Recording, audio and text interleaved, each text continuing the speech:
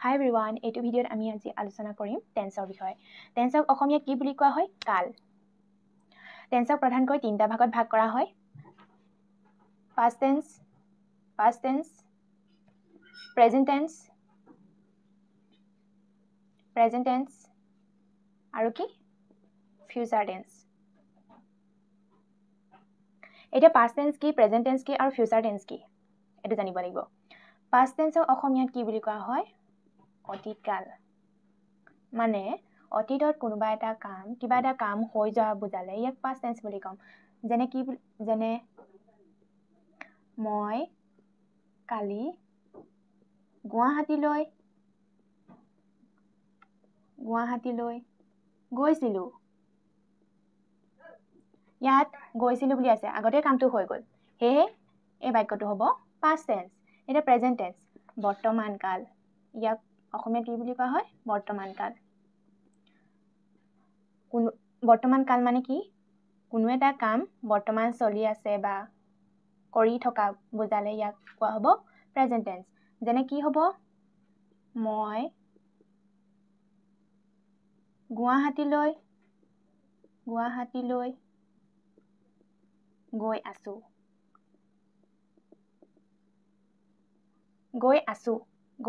এতিয়া মই বৰ্তমান কামটো কৰি আছো, সেইটো কাৰণে এইটো হ'ব present tense। এতিয়া আহিছো future tense লৈ। future tense অসমীয়াত কি বুলি কোৱা হয়? ভৱিষ্যৎকাল। এতিয়া ভৱিষ্যৎকাল মানে কি? ভৱিষ্যৎকাল মানে হৈছে যেতিয়া কোনো এটা কাম হ'ব বুজালে, ভৱিষ্যতে কিবা এটা কাম হ'ব বুজায়, তেতিয়া ই হ'ব future tense। যেনে আমি কি ক'ব পাৰো? মই কাইলৈটো হৈছে কাইলৈ, এইটো ভৱিষ্যতে হ'ব নহয় নাই? কাইলৈ বুলি আছে, মই কাইলৈ গুৱাহাটীলৈ যাম।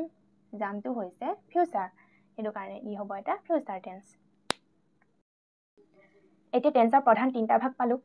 এতিয়া এই তিনিটা প্ৰধান ভাগৰে প্ৰত্যেকৰে চাৰিটা ভাগ আছে। past tenseৰ চাৰিটা ভাগ আছে, present tenseৰ চাৰিটা ভাগ আছে আৰু future tenseৰো চাৰিটা ভাগ আছে। এতিয়া আমি এই চাৰিটা ভাগসমূহ এতিয়া আমি আলোচনা কৰিম। এতিয়া past tenseৰ ভাগসমূহ এতিয়া লিখিম। past tenseৰ ভাগসমূহ কি কি? 1 নম্বৰ past। এতিয়া past tenseৰ ভাগ লিখাৰ কাৰণে আমি ইয়াত প্ৰথমে আমি past দিছো দেই। past দিব লাগিব, past indefinite tense। past indefinite tense, INDEFINITE, indefinite tense। এটা B নম্বৰ, pastৰ ভাগ লিখাৰ কাৰণে ফাৰ্ষ্টলি বহাব লাগিব past continuous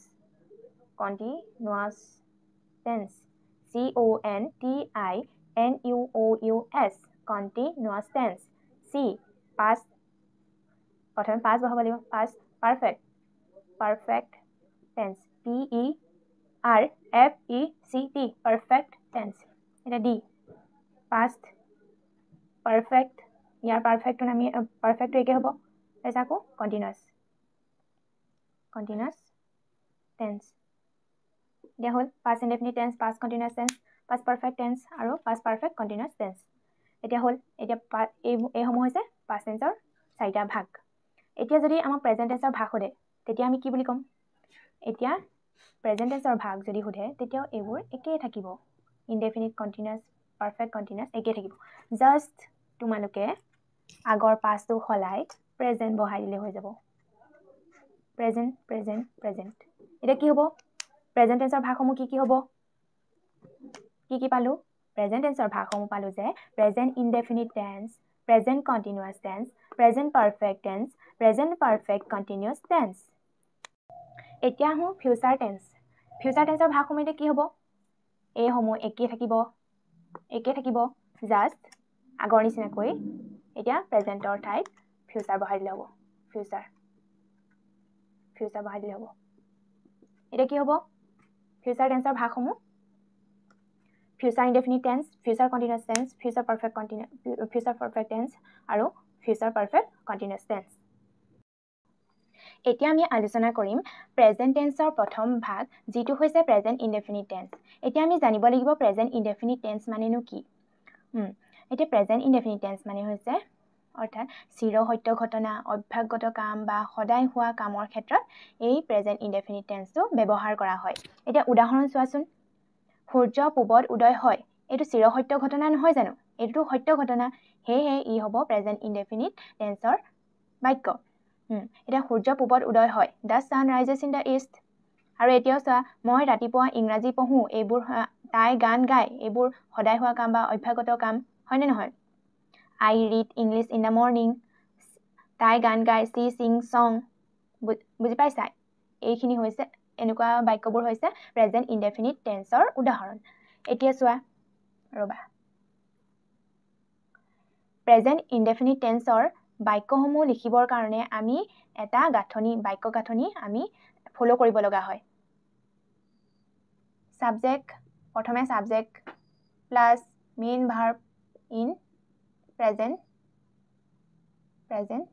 ফৰ্ম আমি এই প্ৰেজেন্ট ইনডেফিনিট টেন্সৰ বাক্যসমূহ লিখিবৰ কাৰণে আমি এই বাক্য গাঁথনিটো আমি ফলো কৰিব লাগিব subject plus main verb in present form আমি যেহেতু কৈছিলো যে প্ৰেজেন্ট ইনডেফিনিট টেন্সৰ এইবোৰ হৈছে কিছুমান উদাহৰণ এতিয়া আমি চাওঁচোন এই বাক্য গাঁথনিটো ইয়াৰ লগত মিলিছে নাই সাবজেক্ট প্ৰথমে সাবজেক্ট বহে বুলি কৈছিলো এটা সাবজেক্ট দা সানটো হৈছে এটা সাবজেক্ট হয়নে নহয় সাবজেক্ট তাৰ পিছত কি বহিব বুলি কৈছে main verb in present form main ভাৰ্বটো কি ফৰ্মত বহিব প্ৰেজেন্ট ফৰ্মত অৰ্থাৎ বৰ্তমান চলি থকা হেয়া বুজাব এটা মেইন ভাৰ্বটো কি ইয়াত উদয় হোৱা হয়নে ৰাইজেছ ৰাইজ আৰু ইন দ্য ইষ্ট এইটো হৈছে ইয়াৰ পিছত অবজেক্ট সাবজেক্ট এনেকৈ বহিব পাৰে এইটো হৈছে মেইন গাঁথনিটো বুজি পাইছে নহয় এতিয়া মই ৰাতিপুৱা ইংৰাজী পঢ়ো এই বাক্যটোত সাবজেক্ট আই তাৰ পিছত কি বহাবলৈ কৈছে main verb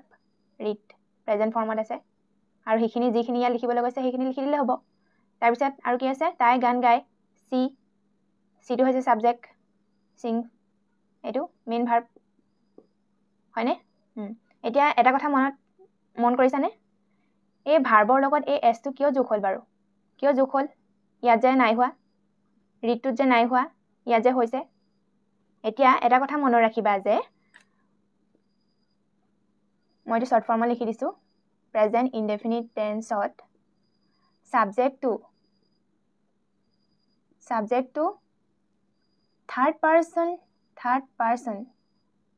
third person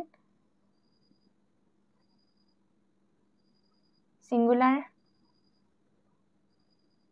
number হলে ভাৰ্বটোৰ লগত বা ভাৰ্বত এছ আখৰটো বা এছ যোগ হয় এতিয়া আমি জানো যে দ্য সানটো হৈছে এটা থাৰ্ড পাৰ্সন সিঙ্গুলাৰ নাম্বাৰ সিটো হৈছে এটা থাৰ্ড পাৰ্সন সিঙ্গুলাৰ নাম্বাৰ হেহে ভাৰ্বৰ লগত কি যোগ হ'ব বুলি কৈছে ভাৰ্বত এছ যোগ হৈছে আৰু এছ ৰ উদাহৰণ কি হ'ব পাৰে গোৰ লগত গো প্লাস এছ গোছ হ'ব পাৰে ডু প্লাস এছ দাস হ'ব পাৰে বুজি পাইছা নহয় এইটো একদম ইম্পৰ্টেন্ট এতিয়া আমি আহিছো প্ৰেজেন্ট কন্টিনিউয়াস টেন্সলৈ এটা প্ৰেজেন্ট কন্টিনিউয়াস টেন্স মানেনো কি প্ৰেজেন্ট কন্টিনিউয়াস টেন্স হৈছে বৰ্তমান কোনো এটা কাম চলি থকা বুজাবলৈ এই টেন্স ব্যৱহাৰ কৰা হয় এতিয়া আমি উদাহৰণ চাওঁচোন আহা মই খেলি আছো বুলি কৈছে কাম এটা চলি আছে বুজাইছে হয় নে নহয় হি পঢ়ি আছে কাম এটা বৰ্তমান চলি আছে হেতু কাৰণে এইবোৰ হৈছে কিছুমান ইয়াৰ এই টেন্সৰ উদাহৰণ এতিয়া প্ৰেজেন্ট কন্টিনিউয়াস টেন্সৰ বাক্যসমূহ লিখিবৰ কাৰণে আমি এই বাক্য গাঁথনিটো আমি ফলো কৰিব লাগিব এই বাক্য গাঁথনিত কি দিয়া আছে সাবজেক্ট প্ৰথমে সাবজেক্ট বহাব লাগিব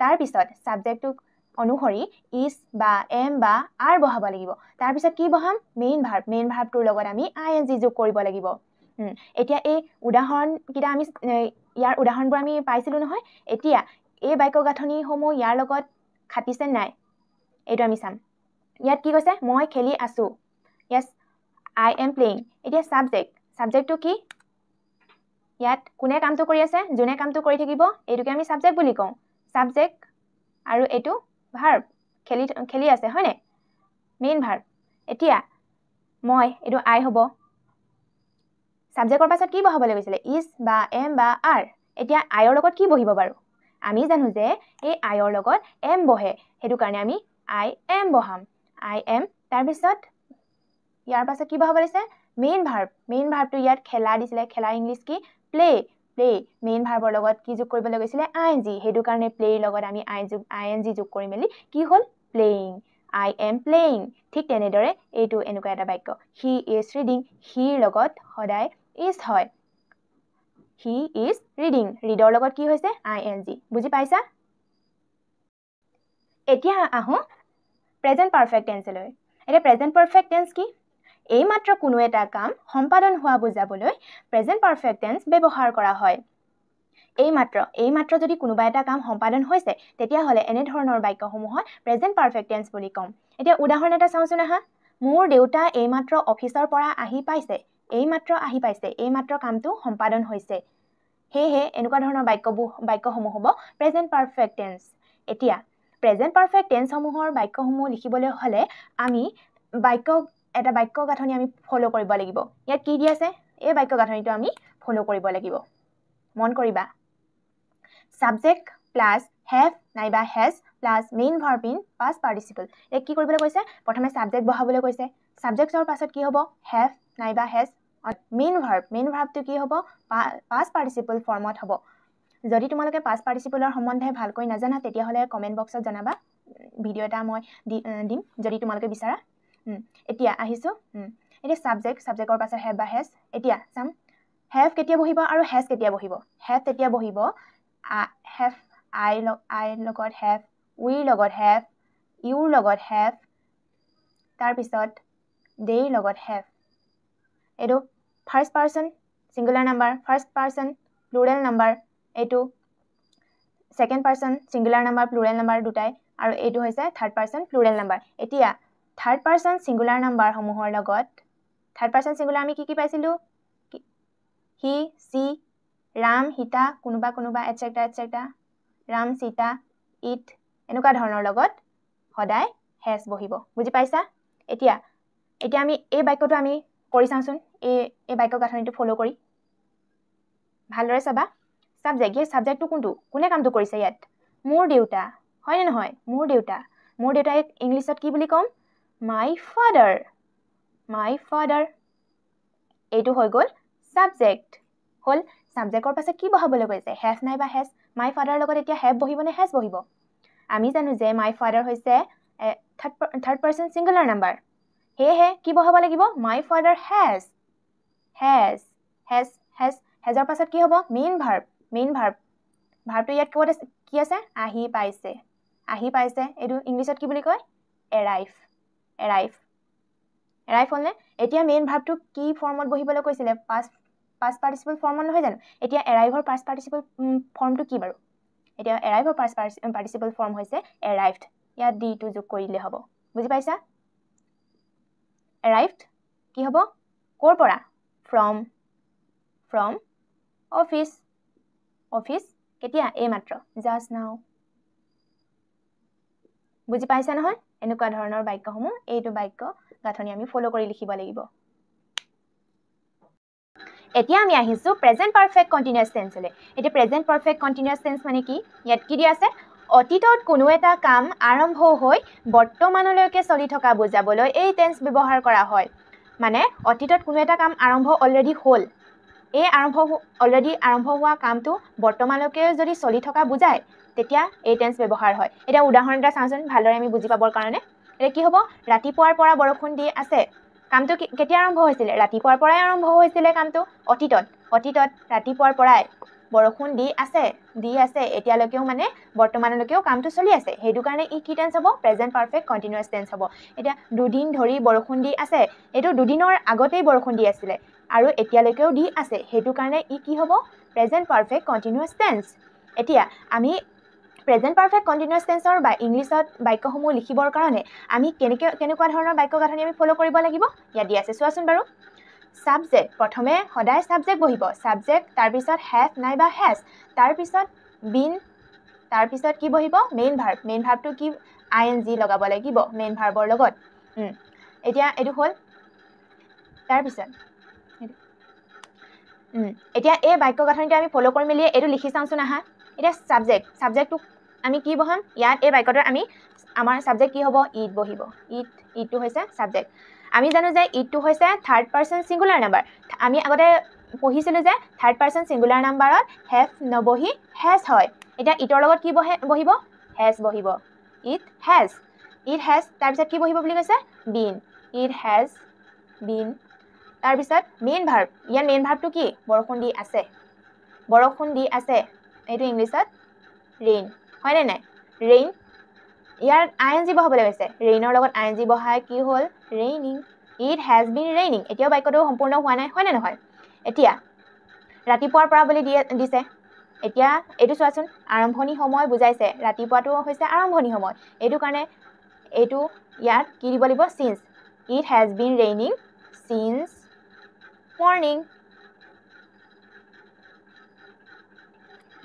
এইটো আৰম্ভণি সময় দিয়া আছে কাৰণে ইয়াত সিন্স বহাইছে এতিয়া বেলেগ এটা এইটো বাক্যটো চাওঁচোন দুদিন ধৰি বৰষুণ দি আছে এইটো বাক্যটো সাবজেক্ট ইট হ'ব ইটৰ লগত কি বহিব বুলি ক'লো হেজ তাৰপিছত কি বহিব বিন তাৰপিছত কি মেইন ভাৰ্বৰ লগত আইএনজি ৰেইনৰ লগত ৰেইন বৰষুণ দি আছে ৰেইনিং তাৰপিছত ইয়াত কিন্তু ফৰ হ'ব ফৰ 2 days ইয়াত আমি কিয় ফৰ বহালো মুঠ সময় বুজাইছে মুঠ সময় এইটো দুদিন ধৰিটো ইয়াত মুঠ সময় দিছে দুটা দিন ধৰি এইটো কাৰণে ইয়াত ফৰ হ'ব বুজি পাইছানে ইয়াৰ সিন্স ইয়াৰ এইটো ফৰ এইটো ভিডিঅ'ত আমি প্ৰেজেন্ট টেন্সৰ ভাগসমূহ আমি আলোচনা কৰিলোঁ আৰু নেক্সট ভিডিঅ'সমূহত পাষ্ট টেন্স আৰু ফিউচাৰ টেন্সৰ ভাগসমূহ আমি আলোচনা কৰিম আৰু ভিডিঅ'সমূহ পাই থাকিবৰ কাৰণে আপোনালোকে